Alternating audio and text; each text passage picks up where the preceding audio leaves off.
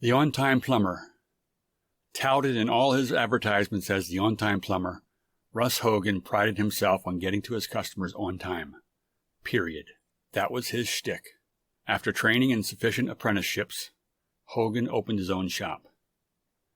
When he arrived at Mrs. Probst's home 5 minutes early, she invited him in and offered him a cup of coffee or water. Mrs. Probst was in her 80s and wore a light blue wig. She walked with a cane, but was still alert and attentive.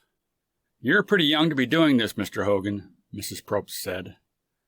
It wasn't the first time a customer had commented on Hogan's youthful looks. "Oh, I'm old enough to fix your sink, Mrs. Probst." "I hope so, because the last Oh, never mind. You probably don't want to know.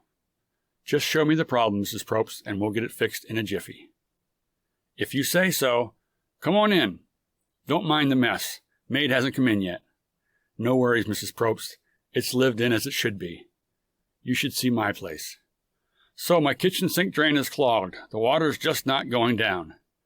Any idea what might be down there?" "Lots of stuff. Grease, food, the usual. No toys that I'm aware of." "No, I wouldn't expect so. Have you used anything to try to unclog it? Anything such as store-bought chemicals?" "All of them. You name it, and I've used it. Spent a pretty penny, too." "That's helpful to know, Mrs. Probst. Very helpful. In the future, though, the chemicals most of the time don't do the job as a skilled professional might. Plus, when the pro comes in to redo the job, there's a danger of the chemicals getting all over the plumber's skin. So be very careful about using chemicals." "Oh, okay," Mrs. Probst said. "Didn't know that. The other guys never told me that." The water in the sink was still clogged from the last time she ran the water, probably just before Hogan arrived. He cleared out everything from under the sink. She had no garbage disposal, so it was a standard clog that a simple rotting would fix.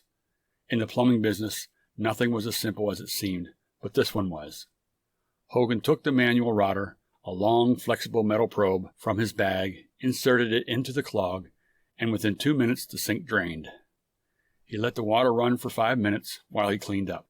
No discernible clogs. "There you are, Mrs. Probst. All unclogged and ready for use." "Wow, that was quick. Are you sure you were old enough to fix my problem?" "Isn't there like a minimum age or something? Maybe you should call yourself the young plumber." Hogan handed her the invoice and she looked at it. "On second thought, maybe they should call you the outrageously priced plumber."